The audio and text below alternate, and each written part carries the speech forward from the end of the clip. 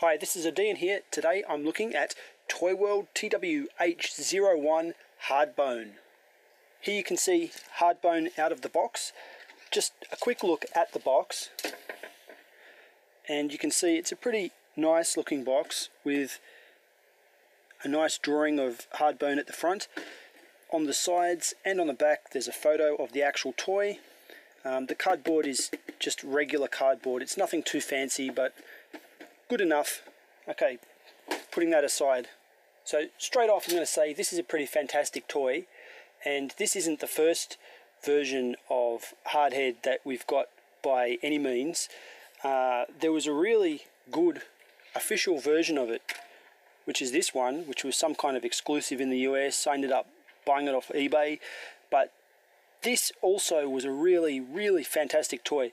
You can see here I have one of the head robots add-on kits on it, and when I first heard about Toyworld doing a Hardbone, a Hardhead, I was thinking it's really a waste of time, and I don't know if I want to invest quite a large sum of money in this figure when I was already very pleased with this. So let's have a look at how they compare in vehicle mode. Hardbone is a H-tank, and you either love H-tanks or you hate them, and in Transformers we have quite a few H-tanks because it's a simple transformation scheme that gives you a good looking robot and a somewhat good looking tank. I'm in the camp who likes H-tanks. I've got another review for Armada Megatron, who's the first H-tank. I love that toy, and I quite like the way this looks as well, and figures like Generations Warpath, I'm all for that. Whereas with the official version, he's more of an armoured personnel carrier with some weapons on top and this kind of cow catcher slash digging thing at the front. And I was never 100% satisfied with Hardbone being this form of vehicle. Not because I don't like the way it looks, but just because it wasn't G1 enough for me, basically. This official version does have some gimmicks, so if I just pull this off for a second, you'll hear it does have a light and sound gimmick. I hate light and sound gimmicks. Not because I hate lights or I hate sounds, but because I hate batteries.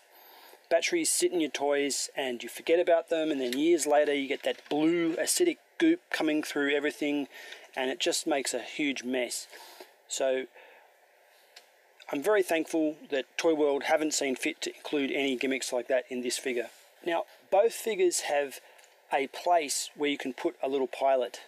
So if we just move the gun up here, you can see that Hardbone has a cockpit that opens with this see-through window here, just like this guy has this little panel that opens. Now, this was never actually intended for a figure. I think it's just a hangover from Transformation.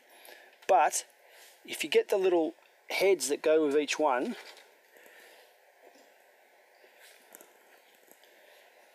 actually, before I do that, I'll just show you the heads. So here is Hardbone's head, and it's a very nice robot looking head.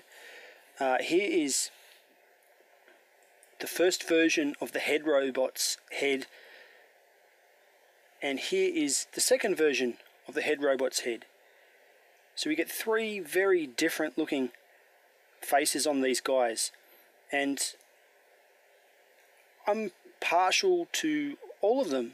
I have no particular favourite, different ones for different scenarios. The one on the left is more G1, the one on the right is more comic, and the one in the middle is a little bit more unique. Not really leaning either way, more like its own thing. So let's get him transformed. To do that, all we're going to do is bend these legs down and then turn them around at the knees. That's basically it. You do get arm articulation, but we don't need to worry about that now. What we do need to worry about to get him into the cockpit is to bend his little legs up, just like he's sitting on a seat.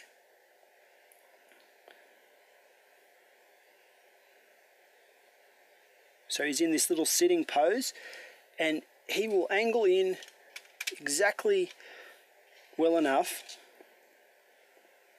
to fit. So when I close the cockpit, it snaps down nice and snug. And you can see him in there piloting his body, which is pretty awesome.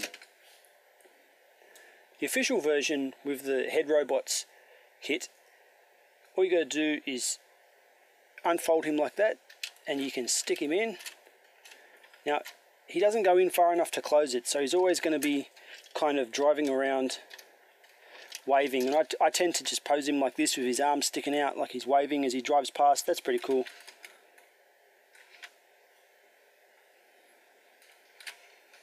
Okay, that's enough for a comparison. Let's get rid of this one. Before moving on to the transformation, I just want to point out that this hinge is pretty floppy, and it came loose out of the box, and the more I use it, the looser it gets. It's a pretty that's probably the weakest point of the toy, and it would have been probably easy enough to just put some kind of ratchet in there. I don't know why they didn't. That's the only part that I'm disappointed with. These weapons on the side here can come off, and I've seen a few people ask why this goes up and down. Well, the reason it goes up and down is that if it's down, you don't get the clearance to plug these in because of the bulge here. Only when you slide this up do you clear the bulge on the side, so that gives you room to plug the additional weapons into the side of the main cannon. That's why it slides up and down. This sleeve, this transparent yellow sleeve on the front of the gun, it can also pop off, so if you don't like that, you can have this kind of 3-barreled, looks like surface-to-air cannon. I don't know, that looks pretty good. When I look at it through the camera, it looks even better than when I was looking at it in person. I quite like the way that looks. It's really awesome.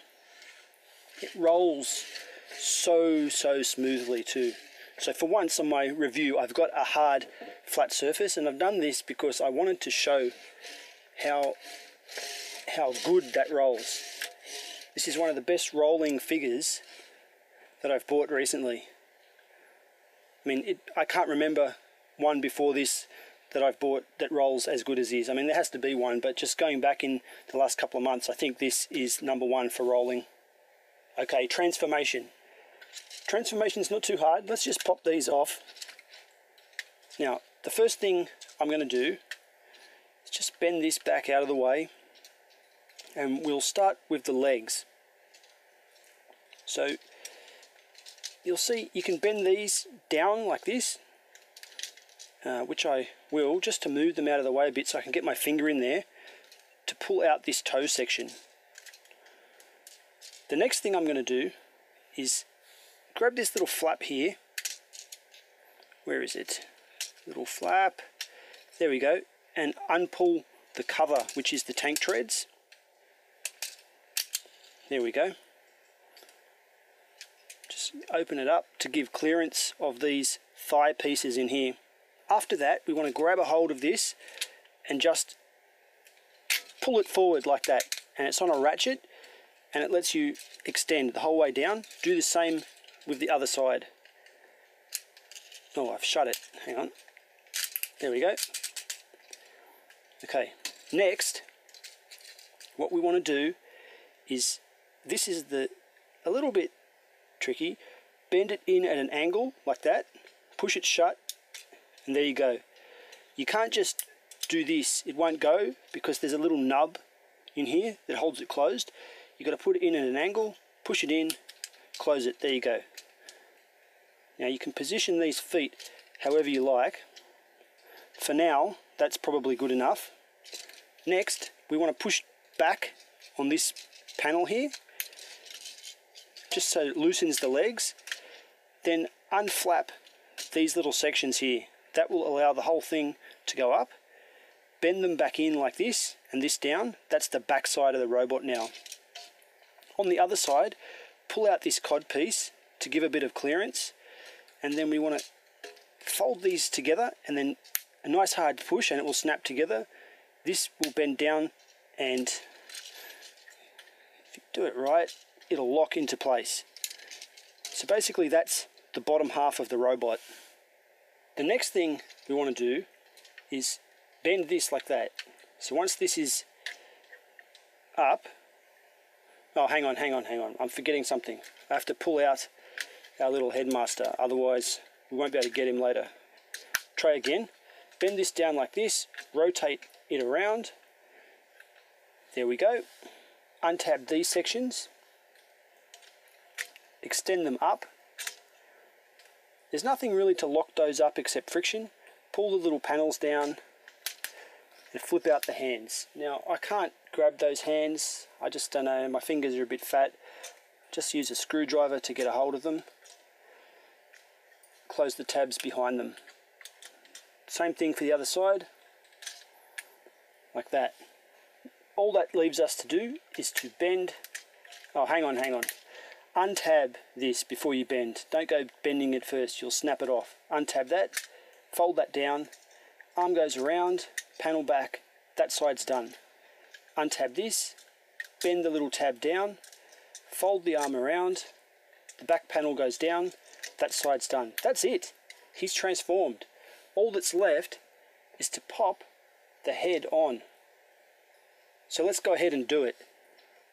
And you'll see that he's got one of these attachments quite like the one in Fans Project Code. So the rotation of the neck will be here, not in the actual figure itself, which is pretty cool. And he'll just slot in like that. There we have him transformed.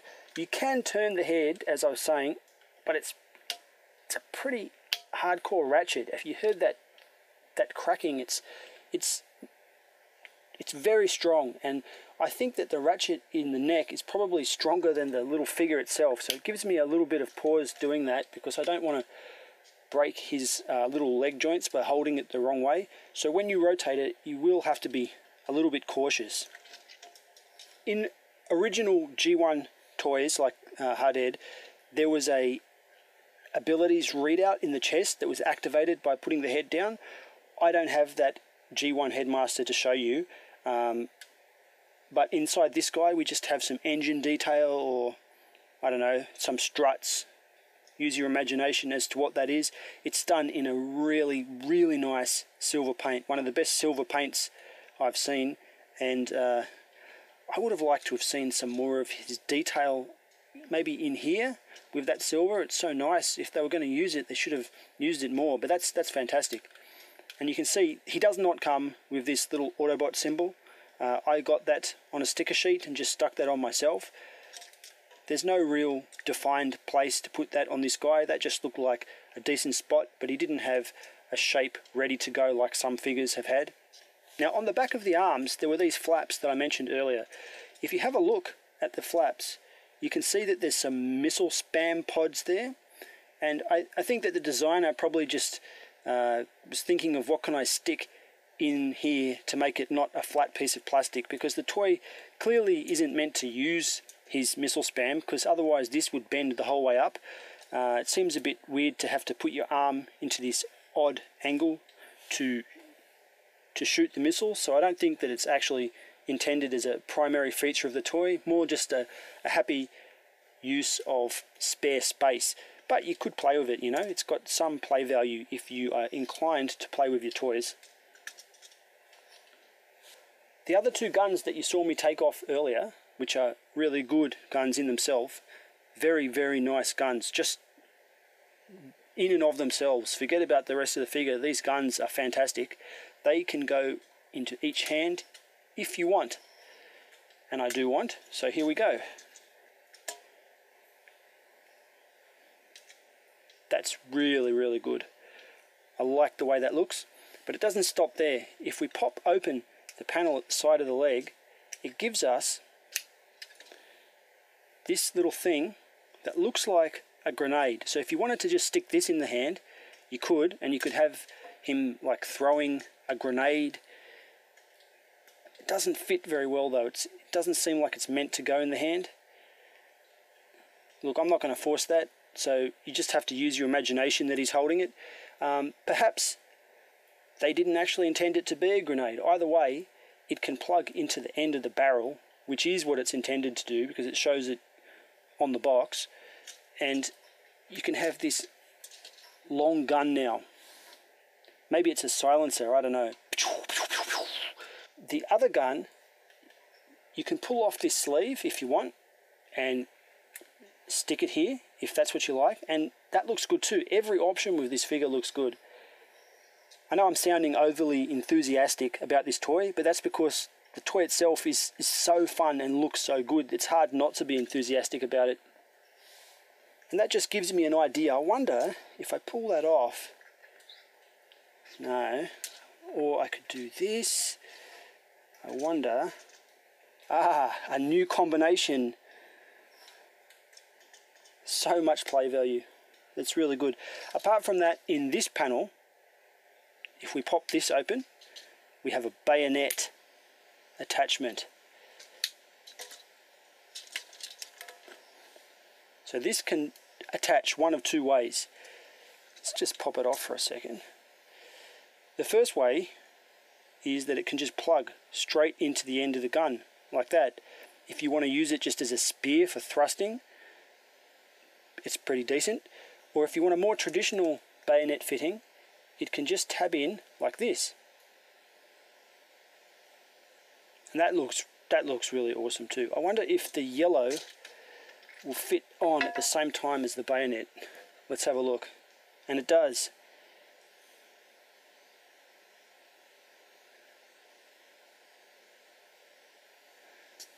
And finally, you can stick the bayonet in his hand and use it as a regular knife if you want to gut somebody. Cut your head off. That's fantastic. Okay, so now let's talk a little bit about the build quality. Now, I've been pretty gushing on how much I like this, but there are a few things I want to run over that I think are mistakes. And it's really got to do with the ratchets. So if you listen to this sound, you can hear there are ratchets all over the place. And I mean, it's going to be really hard to show because this is tiny. I'm going to give it a try. If you look inside this little part here, it's just a bit too small to see. Well, anyway, the little piece of plastic which flexes. So there's a bump like this that it flexes a little piece of plastic to make the ratchet. That little piece of plastic is very thin, maybe 1.5 millimeters is my best guess. And although it works good now, I expect that over time, as the plastic degrades with age, that all of the ratchets on this toy are going to just crack and break because they're so thin and they rely on the flexibility of plastic that I don't think that this is going to be durable in the long run. And it's a real pity. It seems that third-party transformer makers as a bunch almost always use that mechanism of flexing plastic for ratchets. I mentioned this in my Quakewave review because Fans Toys Quakewave was the one figure that is made properly, where it has springs and teeth in the joints, just like a real transformer from back in Energon or somewhere like that. And those joints have proven to be durable because I still have G1 toys that have joints like that, like Metroplex for example, that are nowhere near breaking. And there's a durability that can't be beat with that.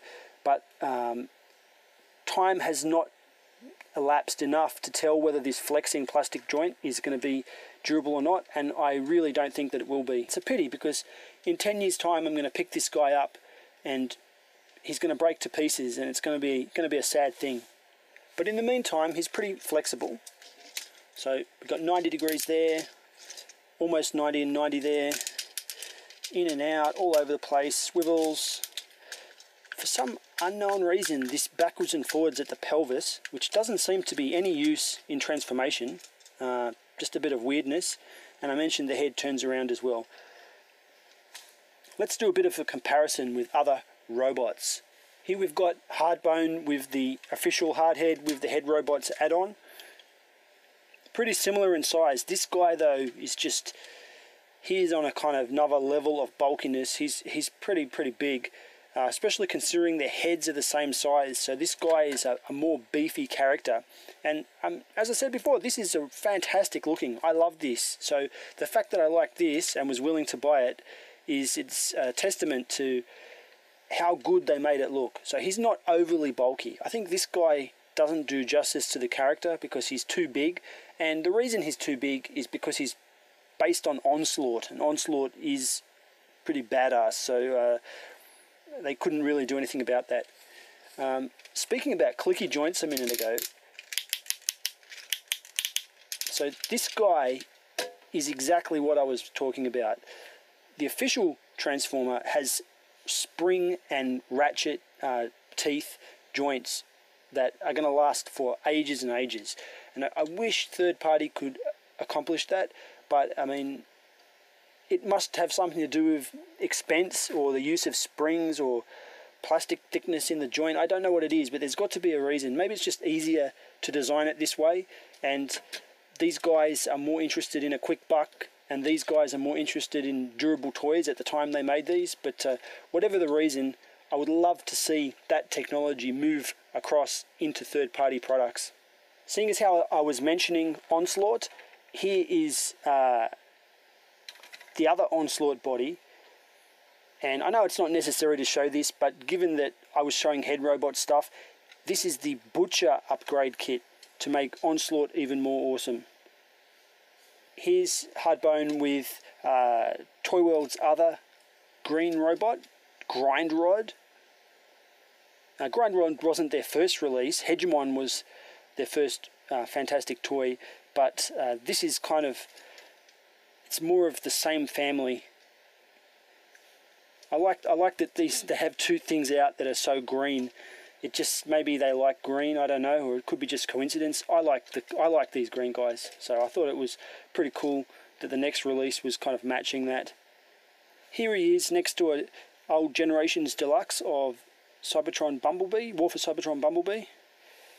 He's always a good scale guy because I think so many people have got him.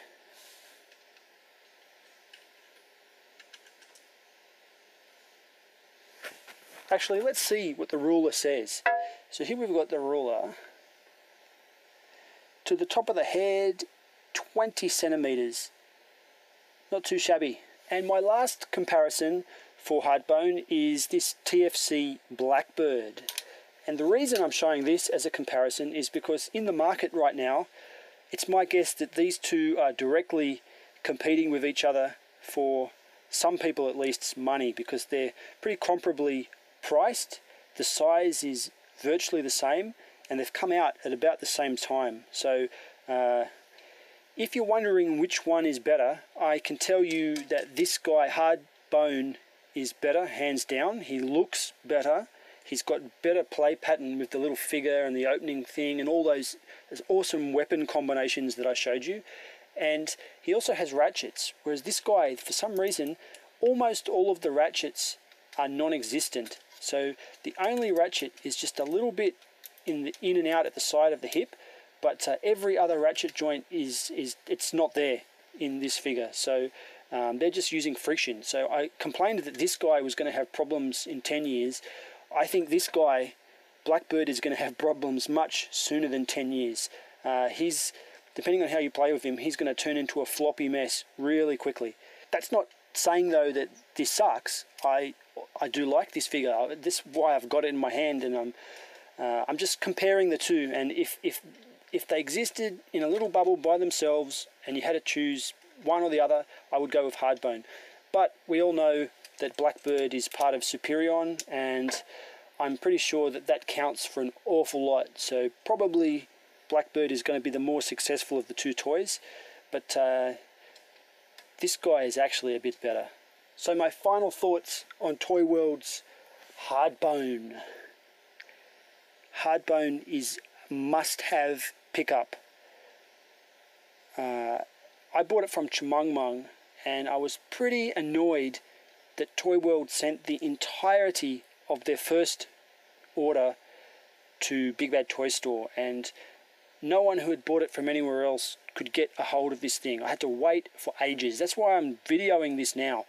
I like Big Bad Toy Store, but for reasons that are my business, I had ordered it from Chumongmong. I like Chumongmong as well, and I was thinking, where is it? Where is it? And Tony told me it's all gone to Big Bad Toy Store. Why did they choose to do that? I don't know. I find it highly annoying, and that's a kind of mark against Toyworld as far as I'm concerned. But the toy is fantastic, and now that I've got it, the wait was worth it. I think that it was definitely worth getting.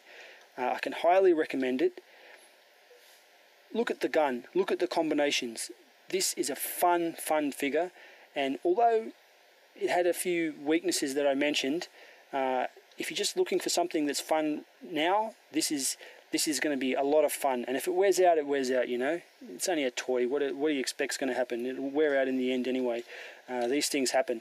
But the paintwork is superb. I mean, just look at this. We've got this little... The paint effects in these grooves, this is the same kind of thing that Perfect Effect or someone would do. It's very neatly applied and very smartly applied with the different colors on different parts of the weapon to bring out the features.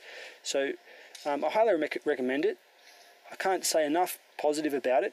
Go out and get it. That's my video review for Toyworld TW-H01 Hardbone. I'm odeean, and thanks for watching.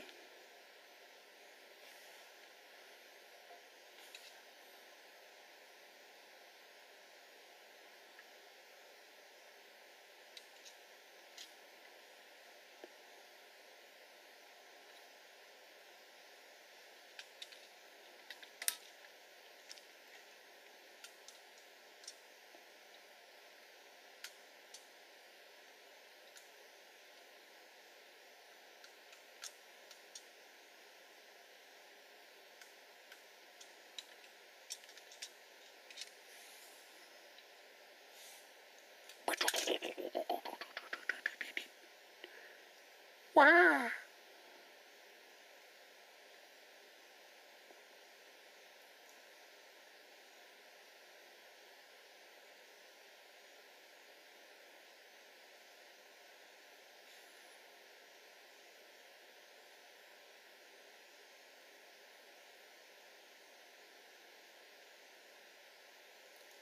Woohoo!